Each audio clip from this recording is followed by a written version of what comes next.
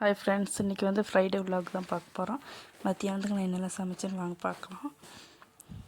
ஃபஸ்ட்டே அடுப்பெல்லாம் க்ளீன் பண்ணி வச்சுட்டேன். அதுக்கப்புறம் ஒரு ஓலையை பற்ற வச்சு மட்டும் அடுப்பு பற்ற வச்சுக்கலாம்.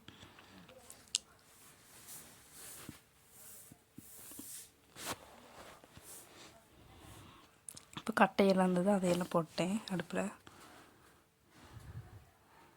இப்போ இந்த சைடு அடுப்பையும் பற்ற வச்சுக்கலாம். இப்போ 2 அடுப்பு நல்லா பற்ற வச்சாச்சு. இப்போ உலச்சட்டி அடுப்பில் வச்சுக்கலாம்.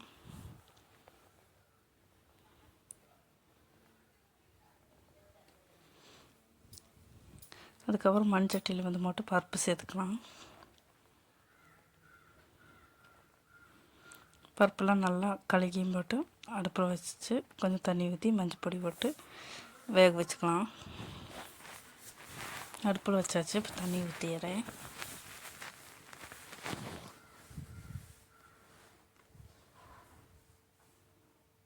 மஞ்சள் பொடி போட்டுக்கிறேன். அதுக்குள்ளே உலகம் வந்துருச்சு. அதை போய் அரிசி போட்டுட்டுருக்குறேன்.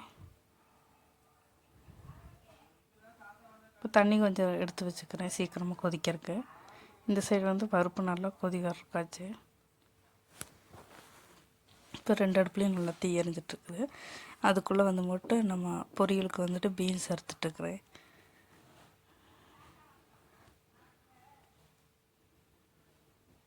பீன்ஸ் எல்லாம் அறுத்து ஒரு பாத்திரத்தில் போட்டுக்கலாம். அதுக்கப்புறம் கேரட் அறுத்துக்கலாம். சின்ன சின்னதாக பொடிசு அடிச்சுக்கலாம்.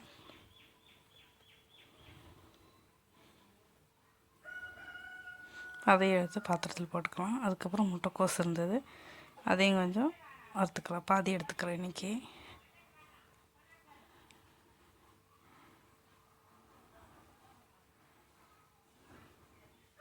இப்போ காய்கறியெல்லாம் வெட்டி வச்சாச்சு. அதுக்கப்புறம் சாம்பாருக்கு தேவையான காய்கறியெல்லாம் போட்டுக்கலாம். இப்போ சோத்தில் தண்ணி கம்மியாக இருக்கனால சோத்தில் தண்ணி விட்டுக்கிறேன். இப்போ சாம்பாருக்கு தேவையான உப்பு போட்டுக்கிறேன். அதுக்கப்புறம் தேங்காயெல்லாம் சறுக்கி வச்சாச்சு. இது கூட்டானுக்கும் அதுக்கப்புறம் சாம்பாருக்கும்.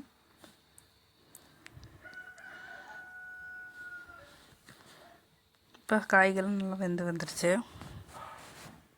இப்போ சோறு வந்துருச்சுன்னு சொல்லி பார்க்குறேன். இப்போ சோறெல்லாம் வெந்துருச்சு. அதை வடிச்சுக்கலாம்.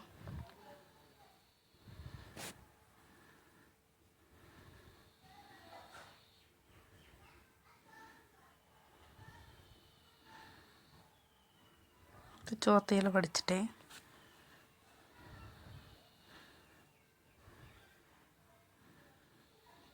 இப்போ பருப்பு எடுத்து அந்த சைடு பருப்பு காய்கெல்லாம் தூக்கி அந்த சைடு வச்சு போட்டு இதில் வந்துட்டு சாம்பாருக்கு தேவையானதை வந்து வறுத்து எடுத்துக்கலாம். ஆயில் ஊற்றி போட்டு பெருங்காயம் போட்டுக்கிறேன். அதுக்கப்புறம் சின்ன வெங்காயமும் பூண்டும் போட்டிருக்கிறேன். ஜீரகம், உளுந்து, அதுக்கப்புறம் வெந்தயம் போட்டுருக்கிறேன். அதில் போட்டு நல்லா வறுந்து வந்ததுக்கப்புறம் தேங்காய் சேர்த்துக்கலாம். தேங்காயை சேர்த்து நல்லா வணங்கி வந்ததுக்கப்புறம் மல்லிப்பொடி, மஞ்சப்பொடி, மிளகாப்பொடி, சாம்பார் பொடி, பச்சை மணம் மாறுற வரைக்கும் வறுத்து வச்சுக்கலாம்.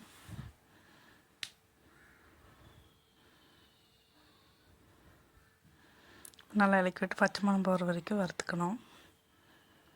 இப்போ லாஸ்ட்டாக கருவேப்பிலை தூவிக்கலாம். அதுக்கப்புறம் நம்ம சாம்பாருக்கு வந்து போட்டு தக்காளி சேர்த்துக்கிறேன். இப்போ பொரியலுக்கு வந்து மட்டும் ஆயில் ஊற்றிக்கலாம் சீன சட்டியில். இப்போ கடுகு சேர்த்துக்கிறேன்.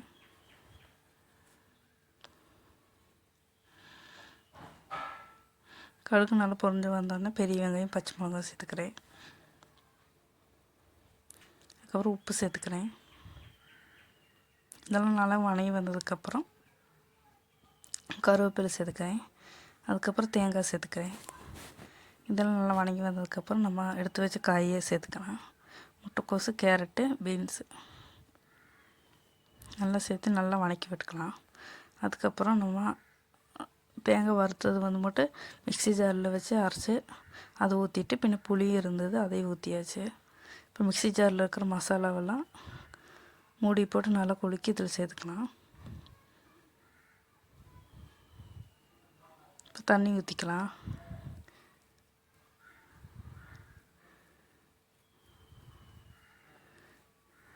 இப்போ பொரியல் நல்லா தண்ணியெல்லாம் வற்றி நல்லா இறக்குற பதத்துக்கு வந்துடுச்சு. இறக்கி வச்சுக்கலாம் பொரியலை.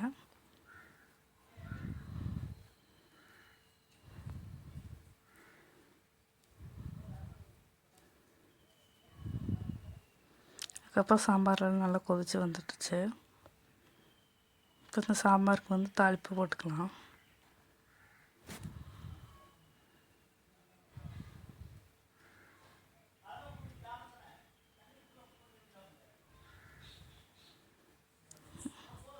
இப்போ எண்ணெய், கடுகு, கருவேப்பிலை, மல்லித்தலையெல்லாம் போட்டு தாளிச்சிட்டேன்.